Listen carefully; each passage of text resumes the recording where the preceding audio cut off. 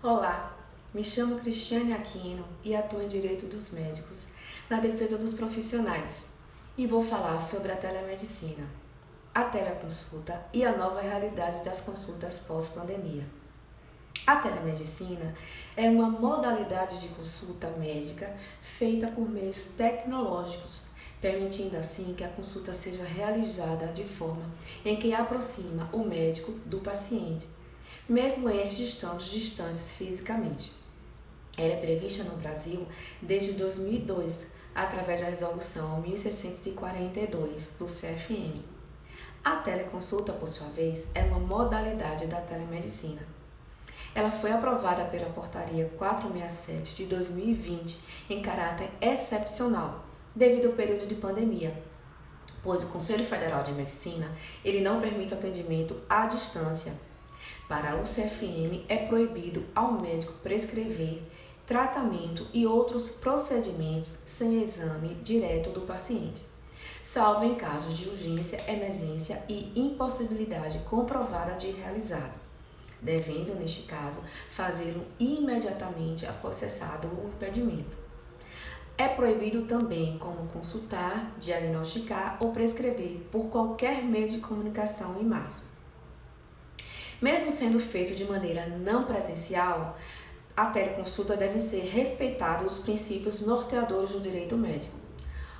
A teleconsulta, por ser um ato complexo como todo procedimento, e atendimento que o médico faz, ele deve assumir as responsabilidades éticas e legais. Por isso, a teleconsulta ela deve ser feita de maneira correta e seguir a todos os protocolos.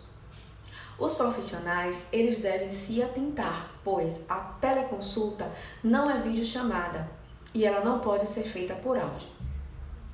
A teleconsulta ela deve obedecer a um protocolo de atendimento, armazenamento e segurança de dados do paciente. A teleconsulta ela se divide em 5 etapas. A primeira, o envio do termo de consentimento livre e esclarecido antes da consulta para o paciente, onde ali ele deverá ser explicado ao paciente todos os limites, vantagens, riscos e benefícios da teleconsulta, além de explicado também o procedimento. O paciente ele deve ler e após a leitura ele deve devolver o termo assinado e escaneado para o médico.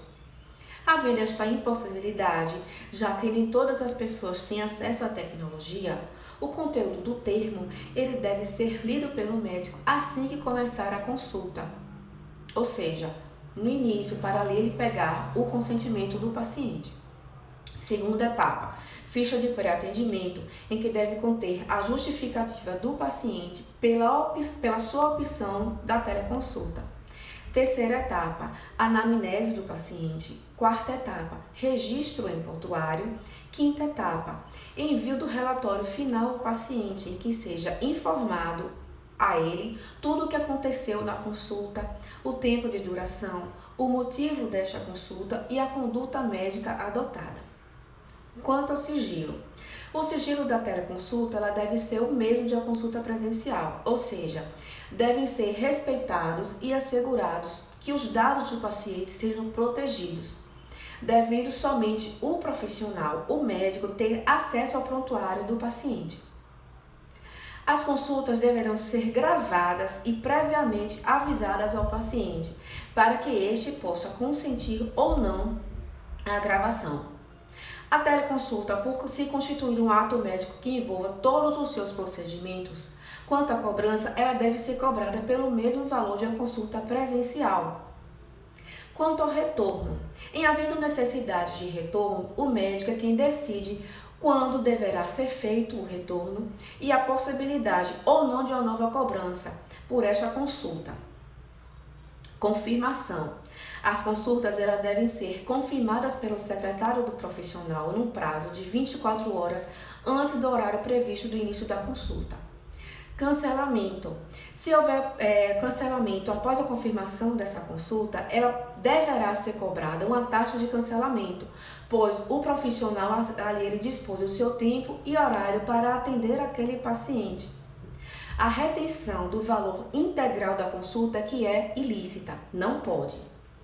Se o atendimento se der em estado diverso do CRM de origem do médico, ele deve se atentar para qual regulamento do CRM do estado do atendimento, pois, em alguns, eles exigem para que o médico tenha uma inscrição suplementar.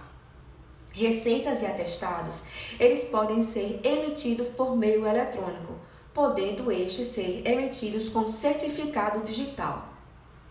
Conclusão: a telemedicina veio para ficar.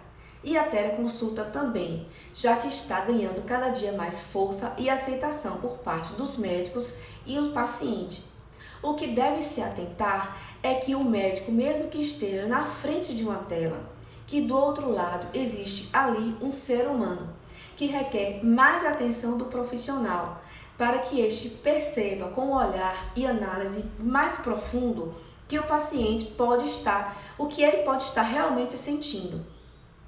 A teleconsulta dá a oportunidade também mais igualitária de um bom atendimento aos pacientes que tenham impossibilidade de locomoção ou até de localidade. A tecnologia, ela pode ajudar a melhorar a técnica, porém, o mais importante e que nunca deve ser esquecido é que, além da tela, há um ser humano e que o médico deve ali sim exercer o que ele mais sabe fazer, que é o cuidar do indivíduo.